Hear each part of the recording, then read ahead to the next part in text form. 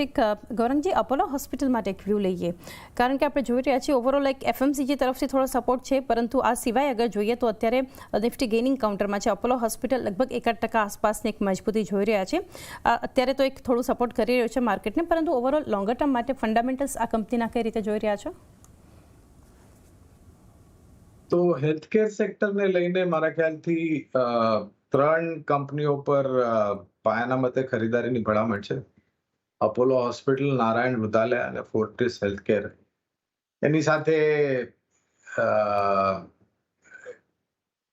Krishna institute of medical science નામક એક company છે, KISM, ત્યાં આગળ બી ખરીદારીની ભલામણ છે. અને અમને લાગે છે કે અપોલો હોસ્પિટલમાં જે રીતના નિરંતર વિસ્તાર યોજનાઓ કરી છે, એના કારણે પરિણામની ઉપર સારી અસર આવી છે. બીજી તરફ દરેક ત્રૈમાસિકના પરિણામની જ્યારે જાહેરાત થાય છે ત્યારે મેનેજમેન્ટને એક પ્રશ્ન પૂછવામાં આવે છે કે અપોલો ફાર્મસી જે કારોબાર છે એને કઈ તારીખે તમે ડીમર્જ કરીને એક વેલ્યુ અનલોકિંગ કરશો. તો મેનેજમેન્ટ તરફથી કોઈ સ્પષ્ટ ટિપ્પણી આપી નથી, પણ જો એ આવનારા ભવિષ્યમાં અલગ રૂપે લિસ્ટ થાય તો એક વેલ્યુ અનલોકિંગ રોકાણકારો માટે બિલકુલ થઈ શકે છે. તો રોકાણ હોય તો જાળવી રાખો, અને ન હોય તો તક શોધો નીચલી સપાટીમાં રોકાણ કરવા માટે. જી, તો એક વ્યૂ રોકાણ જાળવી શકો છો અને નીચલા લેવલ્સ પર ફ્રેશ એન્ટ્રી પણ કરી શકો છો. અપોલો હોસ્પિટલ્સ ફાર્મામાંથી ડોક્ટર રેડ્ડીઝ માટેનો વ્યૂ લઈ રહ્યું છે, ત્યાં પણ અત્યારે એક મજબૂતી જોઈ રહ્યા છે. અને જોકે જે ઓપનિંગ લેવલ્સ છે ત્યાંથી પણ અત્યારે કાઉન્ટર રિકવરી તરફ જઈ રહ્યું છે. DRL ચાર્ટ તમે કઈ રીતે જોઈ રહ્યા છો રુચિત? બંને સેક્ટર જે છે, pharma as well as FMCG, જે આપણે પોલ્સની વખત વાત કરી કે આ બંને સેક્ટર અમને લાગે છે કે રિલેટિવ આઉટ પરફોર્મન્સ બતાડી શકે છે, કેમ કે માર્કેટ્સમાં ઇનકેસ થોડું પ્રોફિટ બુકિંગ કે કન્સોલિડેશન પણ આવે તો આ એવા સેગમેન્ટ છે કે જ્યાં પ્રાઇસ વોલ્યુમ એક્શન ઘણી સ્ટ્રોંગ છે. હાઈ ટોપ હાઈ બોટમ સ્ટ્રક્ચર ડોક્ટર રેડ્ડીમાં પણ તમને બનતું જોવા મળી ચૂકે છે, જેમાં સપોર્ટ હમણાં 6700ની આસપાસ બન્યું છે. તો 6700ના જ્યાં સુધી સપોર્ટ્સ ઇન્ટેક્ટ છે ત્યાં સુધી અહીંયા ડાઉનસાઇડ લિમિટેડ લાગી રહી છે, અને ઉપર પોસિબલી આ સ્ટોક 7050, 7100 જેવા લેવલ્સ બતાડી શકે છે. 7050, 7100 આસપાસના લેવલ્સ આપણને દેખાઈ શકે છે વ્યૂ ડોક્ટર રેડ્ડીઝના કાઉન્ટર માટે. આ સિવાય પણ અન્ય કાઉન્ટર અમુક જે ઘટી રહ્યા છે રુચિ, તેમાંથી એક કાઉન્ટર માટેનો અત્યારે વ્યૂ લઈએ. ONGC 2% આસપાસનું દબાણ આ શેર અત્યારે બતાવી રહ્યું છે, અને ઓલમોસ્ટ અત્યારે ડેઝ લોની આસપાસ ટ્રેડ થઈ રહ્યું છે. આના પર એક વ્યૂ, આટલો જ્યારે ઘટાડો છે તો કોઈ એન્ટ્રીની તક કે હજુ વેઇટિંગ છે? થોડીક હજી ડિક્લાઇન આવે તો આ સ્ટોકમાં પોઝિશનલ પર્સપેક્ટિવથી ખરીદારીની સલાહ રહેશે. તમે જો અગર વીકલી મંથલી ચાર્ટ્સ કરો જો તો બ્રોડર ટ્રેન્ડ ઘણા સ્ટ્રોંગ લાગી રહે છે આ સ્ટોકના. તો પ્રાઇસ વાઇઝ ડાઉનસાઇડ લિમિટેડ છે, અને સપોર્ટ સ્ટોકમાં 325ની આસપાસ આવી રહ્યો છે. તો બાય ઓન ડિપ્સની રણનીતિ રાખવી જોઈએ ONGCમાં. 325ની આસપાસના સપોર્ટની આસપાસ આવે તો ત્યાં રિસ્ક રિવોર્ડ રેશિયો ફરીથી ફેવરેબલ બનશે સ્ટોકમાં ખરીદારી કરવા માટે. તો હજુ પણ એક થોડા ઘટાડાની રાહ જોઈ શકો છો એન્ટ્રી માટે. વ્યૂ ONGC પર બનતો દેખાડી રહ્યું છે. આ સાથે ગૌરાંગજી, પાવર અને એનર્જી એકવાર ફરી એના પર એક વ્યૂ.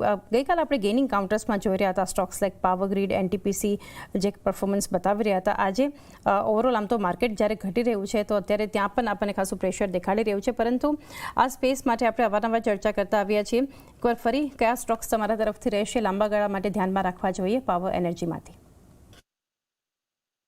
તો નિરંતર સુધાર થઈ રહ્યો છે આ ક્ષેત્રમાં ચાંદી, અને બજેટમાં પણ ઘોષણાઓ ઉર્જા ઉત્પાદનને લઈને, ખાસ કરીને ક્લીન અને ગ્રીન એનર્જીને લઈને યોજનાઓ જે છે આપણી સમક્ષ રાખવામાં આવેલી. અને જેમ જેમ આપણે આગળ વધતા જઈશું એમ આપણને નવી ઉર્જા ઉત્પાદન ક્ષમતાની જરૂરત પડશે, કારણ કે આપણે નિજી જીવનમાં પણ તમે જોવા જાઓ તો જે રીતના હવે ગ્લોબલ વોર્મિંગ અથવા તો જે ગરમીની સિઝન છે એમાં જે રીતના પારાઓ ઉપર ચડે છે, Tata power, NTPC, power grid, JSW energy, આ બધી કંપનીઓ પર પાયાના મતે ખરીદારીની ભલામણ છે. હવે બજારમાં કારણ કે આ શેર્સ વધારે પડતા ચાલ્યા છે અને કદાચ જો નરમાશ આવે બજારમાં તો આની ઉપર બી દબાણ આવી શકે છે, પણ અમને એવું લાગે છે કે આ બધા શેરોમાં નીચલી સપાટી ઘણી સીમિત હશે, કારણ કે ખરીદારી આવતી તમને દેખાશે.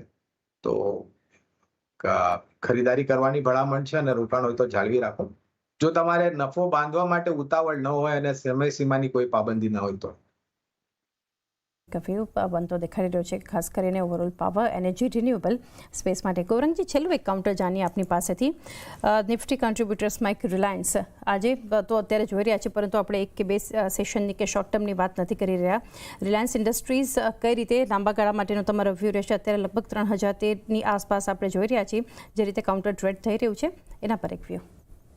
તો જો મારી યાદદાશ્ત બરાબર હોય તો 3300 ના લક્ષ્યાંક રિલાયન્સ ઇન્ડસ્ટ્રીઝ પર નિર્ધારિત કર્યા છે ચાંદની. હવે પરિણામો આવનારા ત્રૈમાસિકમાં અને જે ઘોષણાઓ છે એને લઈને ઉત્સાહ વધારે પડતો રહેશે, અને એનાથી બી વધારે ઉત્સાહ મારા ખ્યાલથી જે કારોબાર રિલાયન્સની બેલેન્સ શીટમાં છે, જીઓ સેલ્યુલર સર્વિસીસ, આપણને ઘણીવાર બજારમાં ચર્ચા સાંભળવા મળે છે કે એ કારોબારને અલગ કરવાની વાતો કરે છે, અને જે મૂલ્યાંકન નિર્ધારિત કર્યા છે સેલ્યુલર સર્વિસીસ જીઓ કારોબારના, એ ઘણા ઉપરની તરફ છે. તો આ બી એક ટ્રિગર છે, પણ હું એની ઉપર ટિપ્પણી નહીં કરું. એકંદરે જે કારોબાર છે એ ઘણું સક્ષમ અને મજબૂત છે. રોકાણ જાળવી રાખો, અને ન હોય તો કરી શકો છો. રિલાયન્સ ઇન્ડસ્ટ્રીઝ માટે હોલ્ડ કરી શકો છો, અને ફ્રેશ એન્ટ્રી પણ તમારું રોકાણ નથી તો કરી શકો છો. રિલાયન્સ ઇન્ડસ્ટ્રીઝની વાત કરી છે તો સ્ટાન્ડર્ડ ડિસ્ક્લેમર તમારી સ્ક્રીન પર આવશે. એ સાથે ગૌરંગજી